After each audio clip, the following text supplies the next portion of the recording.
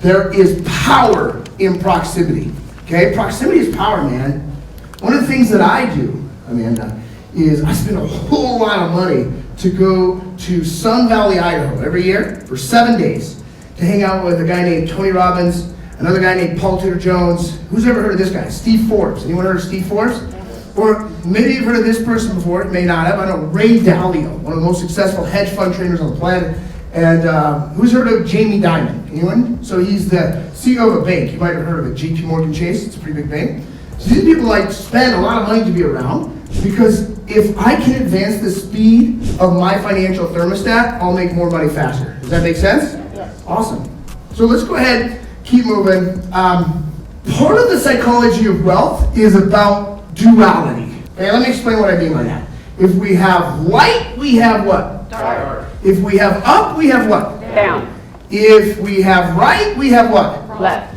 If we have... Shit, I'm running out of duality. Give me some examples. What other examples we got here? Up, down, right, left. Night, Wet, you got dry, yin yang, just... Yeah, yin and yang, right? Awesome, my man right here. So you guys get, it's about duality. When we look at wealth, there's what's called inner and what? Outer. Inner and outer. Now the biggest mistake, you guys want to know the biggest mistake with wealth? Yes. Focusing on the outer way more than the inner. And it's become very, very easy today, especially with social media. Because we have 6 human needs. How many? 6. 6. The 2 most pushed human needs on planet Earth right now are number 1, certainty. How many of you guys want some fucking certainty going forward with what's going on? Sure, yes? The second, though, is significance. What's the word? Significance. Because the number 1 fear that we have is that I am not enough. I'm not what? Enough. I'm not enough. And if I'm not enough, what does that mean? I'm not lovable. You guys get what I'm saying? That's the belief that's been created in all of us, and now it's really being pushed in a big, big way through social media, through mainstream media, and through all these types of outlets, because everything is driving business today, and ultimately business is about generating money into a business. But what gets viewership or what gets attention is uncertainty, is variety. How many of you guys get what I'm talking about? That's why you can turn it on, I don't care if it's CNN, if it's Fox, if whatever it is, it's the fear-driven piece. And then people will be like a sense of uncertainty, they'll crave that certainty, they'll crave that enoughness, and they'll give their attention to that thing. Who's following along with me here? Yes? And so what we want to begin to look at is our inner world. What is it? Inner Our world. inner world. Everything starts inwards when it comes to psychology of wealth. Let me explain a little bit more. And is this making sense, gang? Yes. Is this valuable? Yeah? High five to someone and say, this is valuable. Awesome. This is I don't valuable. know what happened to my little notepad here, but I put this stupid little thing on lately. So here's a sweet drawing. Now, I drew this. It's true. This was not my child that drew this, but it was me. But this is a tree. And I want you to write this down in your notes.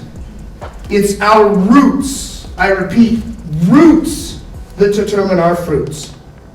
If anyone wants to know where they're at with their financial thermostat, with their root system around money, you just gotta look at your fucking bank account. You gotta look at your investments. You gotta look at, is it hard to come by? Or is it abundant? And I know a lot of people say, oh, I'm abundant, yeah.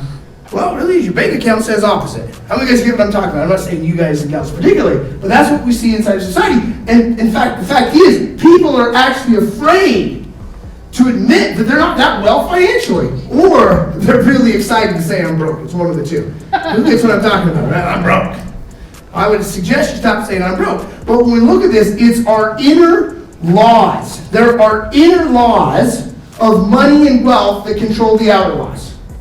And the laws that you're following currently inside are what produces the outer results of your money. So if your income isn't where you want it, if you're making way less than you want or need or desire, it's your inner world, not your outer, that's the problem. You guys and gals get that, yes? Yes. If you don't live in the house that you want to live in, if you don't drive the vehicle you want to drive, or how many do this? I see this in real estate. They drive the vehicle they want to drive, they just can't fucking afford anything else. right? How many of you guys like this? So, I like to travel. Anyone else like to travel? Do you know there's a difference between flying on Spirit and flying on a PC-12 that's a private plane? Like, there's a major fucking difference here, right? And the quality of how you travel or where you stay is completely dependent on the inner world belief system that then translates into the outer world. Is this making sense? Yes? Yes. Awesome. Is this adding value to you guys and gals? I want to make that's most important. Cool? Yes. Yeah? Awesome. So what we have to look at is 4 components. How many components? 4. So the first is that blue M up there. That's our mental or psychological. It's our mental. Our mental is 95% happening subconsciously. It's 95% happening subconsciously. Okay? It's the psychology. It's the thought process. It's the beliefs that are happening internally. It's the stuff we don't even think about that we think about. Who gets what I'm talking about? You don't even know what you're thinking about. The second is that yellow S up there. That's our spiritual. Here's what I've learned in my career that has made me very, very wealthy, 8-figure net worth, multiple 7-figure businesses. I don't say this to impress people. It really impress people. I'm fucking impressed that I'm there, right? Quite honestly. But what I found out is money and business, it's a spiritual game. It is a spiritual game on who you can serve, who you can contribute to, who you can add value to. Is this adding up? Yeah? And then the third is that red E. The red E stands for emotional. And emotion is simply energy in motion. Does that make sense? It's energy in motion. Those 3, they create the green P, which stands for our physical results. Everything that we're seeing, the clothes we're wearing, the car that we drive, this room that we're in, this is a physical 3D printout of what's going on mentally, spiritually, and emotionally. Is this adding up? Look, I want to say thanks for watching my video. And I know that this isn't for everyone, but it is for certain people that are ready to make big changes. Like they're ready to create residual revenue. They're ready to become real business owners. They're ready to have a business that makes money even when they're not working.